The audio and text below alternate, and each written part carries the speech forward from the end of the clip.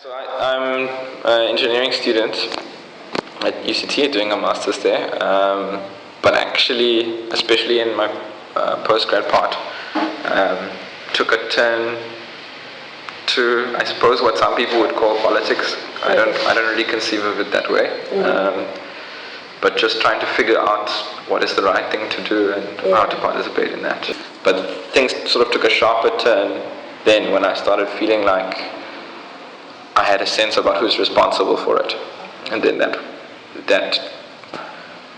made me start writing, and then from writing to activism. At some point, it would be nice if people got together and told the story, or at least some sides of the story of what happened, because I think that often what the media captured was what was convenient.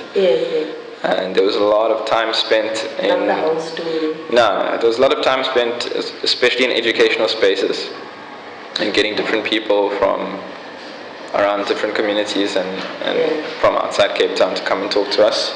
And people were quite welcoming to come and talk to us at a certain point. And then we started getting a bad reputation. No, it was many years of difficulty, you know.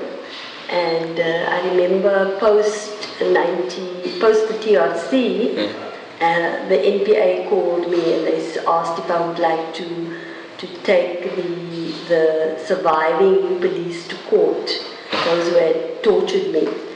And I said no. So they said, yeah, but the guy didn't come to the Truth Commission, and so he's not, eligible for amnesty, and so you can bring charges. And then I said, look, they already took 10 years of my life, and I'm not prepared to give them more time.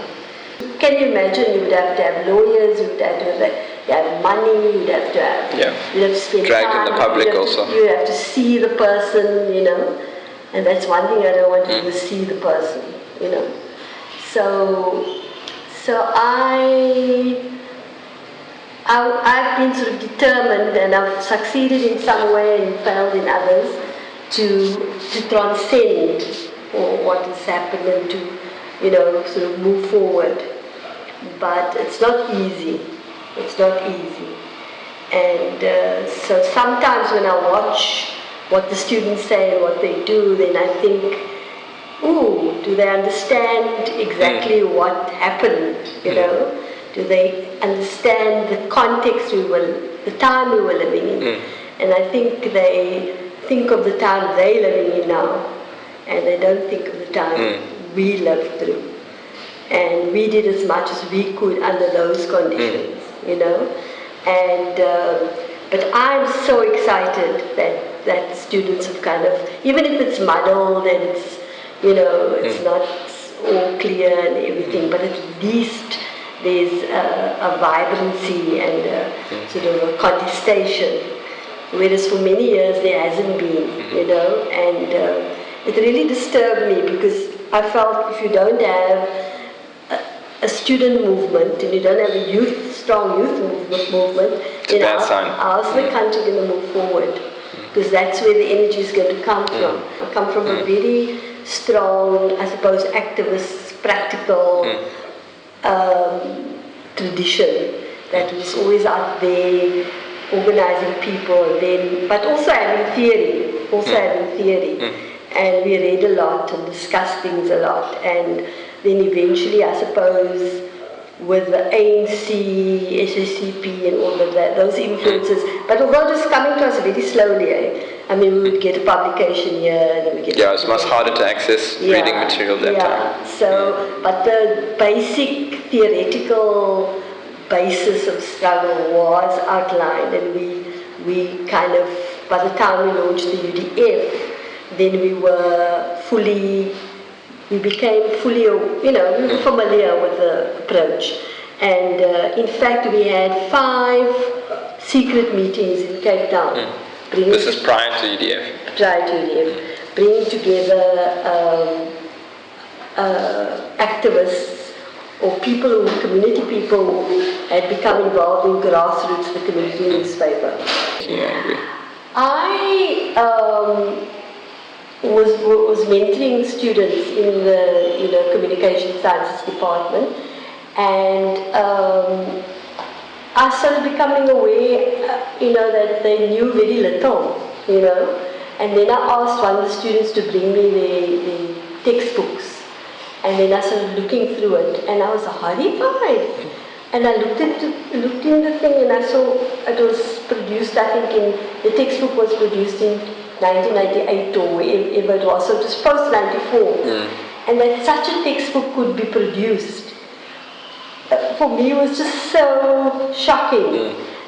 Because essentially it was still writing the story from the position of other. We were still other. So it was talking about the black press, and I had about a page and a half on the black press. And I just couldn't believe it. In fact, I was like really gobsmacked. I don't know if maybe I just assumed, because I was now a working journalist and I wasn't connected to the universities. So this was my first experience of being in the university world again, and I just didn't expect what I found. I think that was what you're describing as a lecture was similar to how we were feeling as students. Yes. I even know from high school, by the time I had finished grade 9, which was now they've changed with the subject choices, history was no longer being offered at my school. Sure. Post grade 10. And the history that we were doing, I mean, Steve Biko, for example, he has like a paragraph in textbook. They say, well, there was this thing, it was the Black Consciousness Movement, he died in Grahamstown. That's in pretty much it. Yeah. So you can sort of imagine how little we actually knew about what happened. And I think that in a way is reflecting on what you're saying about we have no idea. The tensions that people are talking about, they're very subtle, they're not codified in the same way that they were, but at the same time it feels as though the material elements of our society are the same. So I think that the difficulty we're also having intergenerationally is getting the older people to admit that. Yeah. No, I think that for me the saddest thing is, I'm not of the view that we haven't made any gains and progress. And it took so much effort to get that. So at such a great cost. But we were never, I think the internal movement, as far as I remember, was never focused on the whole thing of the elections and all those things. Our focus was on poverty. Our focus was on the living conditions of the people. It's like a partial political transition, right? Because there's certain things that we can't do. That we can't touch. Yeah, I mean, even President Zuma, whether you agree or disagree, it demonstrates they'll crash the rand if you make certain steps. That's right. Nobody knew for certain what David Royan was going to do, but they demonstrated they could do that. Yeah, but you see, like in 1990, it was even more difficult because then they still had control of the arms, and they still had a fully functioning army, and they still had the complete support of the West. And so Madiba and those around him, and I remember it clearly because I was reporting Parliament at that point, post 94. And I was familiar with what was happening before that, and they had to do a lot of juggling, to try, and the aim was really to break the military stranglehold, because that was strong. And General Constant Viljoen was the main chap. Madiba was constantly trying to work with him. And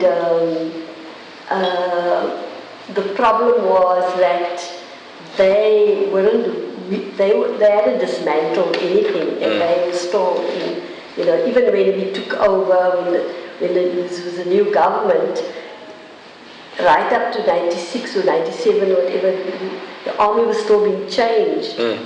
So it was a very difficult situation. And then of course mid 95, I can't remember the date, FW de Klerk and the NP withdrew, you know, which in retrospect, and that time also we felt it was a very, very unfortunate thing, because it meant that the new government had to carry everything by itself. And you still have the after effects of that, because you have the Afrikaner withdrawal, and you have sort of a, you know, and now that they feel that the ANC is weak, they getting vocal again. Yeah, getting vocal again. The whole media scene also has split. So people have taken sides, and it is a split along lines of people who thought they were progressive, or maybe they are progressive, I don't want to say they're not, and people who are oppressed, who have come to the point where they're saying, listen, you know, we're going to do this by ourselves. We're going to push forward, and we're going to do this by ourselves. Maybe we don't disagree so much, because I'm at that point in my life too, where I feel, you know, a firmer approach is sort of necessary. I feel that it's very, very important that we come to terms with the fact that we have to learn to stand on our own 2 feet. And I encourage the students all the time. I said, look, we took the things up to a certain point, but you're going to have to make it work now. You're going to have to make things work. And we need you to be fully yourselves, you know. We do a lot of work with the journalists on the whole issue of finding your voice and being fully who you are, not in what you've been assimilated into, what you've been created as, what the Model C school told you, or whatever, but being fully who you are. For a long time, people were told that we want to have difficult conversations, but they were never difficult. They always wanted to have conversations about race and transformation and whatnot, but it was always very bland. It never really went anywhere. And then I think that you started seeing more, as the unintended consequence of the ANC massifying the institutions, is that once there was a certain number in the historically white universities, it was always going to be that there were going to be more disruptions. The choices in political theory that we picked up has a lot to do with experiencing being a minority in that university space, and that's almost where I see the return to BC coming from. It's not surprising that it comes at the historically white universities in a different way than it does in the historically black, and that in a sense that's created some tensions across the board, and I would like to say there's been a lot more conversation between those universities than people think. People think it's just been isolated. It's not quite like that. But I think we've really struggled with people of the older generation who've been encouraging us to essentially trust the project of the Constitution. But I don't frankly know many young people who feel attached to the document or have faith that the project will kind of move us to a more independent place. It's not even power sharing on our own terms. It's power sharing on their terms. That's what the problem is. The rules of the game is not set by us. It's set internationally, and it gives respectability to all these people who are now sort of suddenly moved away from Afrikaner nationalism, and they big time into capitalism, you know, and they are sort of paraded as if they are the paragons of virtue. I see some moves by the Afrikaner right that are a little bit foreboding. There's one about I don't know if you saw the private university that's going upward by that trade union solidarity movement.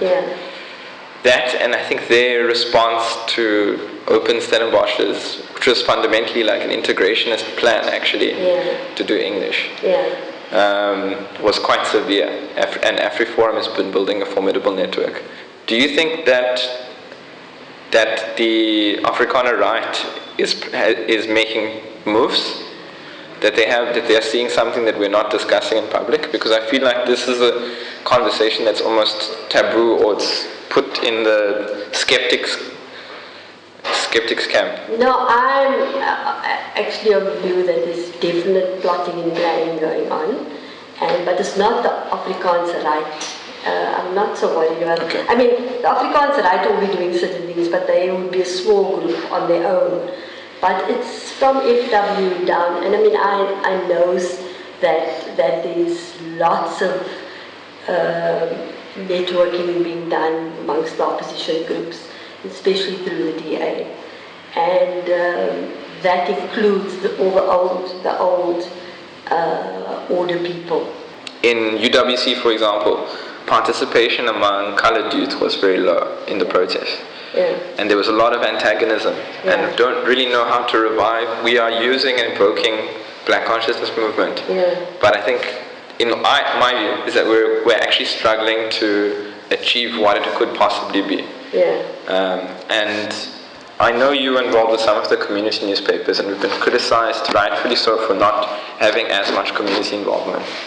Do you see the potential or possibilities of community news and community radio, all those kinds of things cropping up out of this energy? There's huge numbers of community radio stations and community media.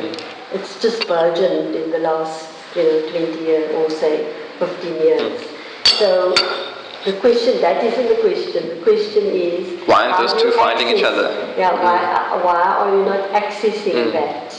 So how does one find? I mean, well, there are forums. There's a Western Cape Forum, there's a national forum. Johnny Issel was the main organizer. Now he came from the BC. Okay, and as soon as his banning orders were dropped, so the Sheetser knew him, felt he would be the best person. So he came with all the community organizing part of the BPC and the Black Consciousness movement. And so what immediately was done is that he proposed that he identify all the community, or as many community organizations in Cape Town as possible. And they identified 50, which included the social... Jesus, that's quite a lot. Well, like the social, like Shawco and all sorts of things that were functioning in grassroots educate and all sorts of structures. And he went, and before grassroots was started, he went and addressed all these groups and discussed with them, the formation of the paper and what they wanted. And then, post the first edition, those people were invited to a forum. I was working at the Cape Town as part of the formal media structures, but then I was involved in grassroots where we developed our own, nomenclature. We had our own set of such as news gathering. News gathering got together once a month. And essentially the role news gathering played was bringing people in from different areas and having a way of connecting with them. And then when the edition came out, we would choose one of those areas, and we would choose the area which was the headline story. And it was all community issues like electricity issues and stuff. And then if it was a story about electricity and it was in Mitchell's Plain, then we gathered as many people as we could, and all youth, to come to Mitchell's Plain on a Sunday morning after the paper was produced, and go door to door with the paper. And that was the methodology. Besides sending and then giving everybody their papers to take to their areas, right? Where they had to go door to door with their youth. But we first had that thing. And at the end of the morning, we would come together again, and everybody would share their experiences of, what people said. And so we learned a lot through it, how people reacted, what people said, and then we would have a big pot of food together. We always ensured that it was a big pot of food. And I consider that to be a very important dimension, the eating together, People coming forward and saying, look, I'd like to do this, or, okay. I actually said, look, I'd like to, because I had done these stories on the people being shot in Lavendale, and then I was really interested in knowing the area better. And I said, look, I'm prepared to try and start the civic organization and all that. So we started civic organizations, youth organizations, and advice offices. So there were different structures.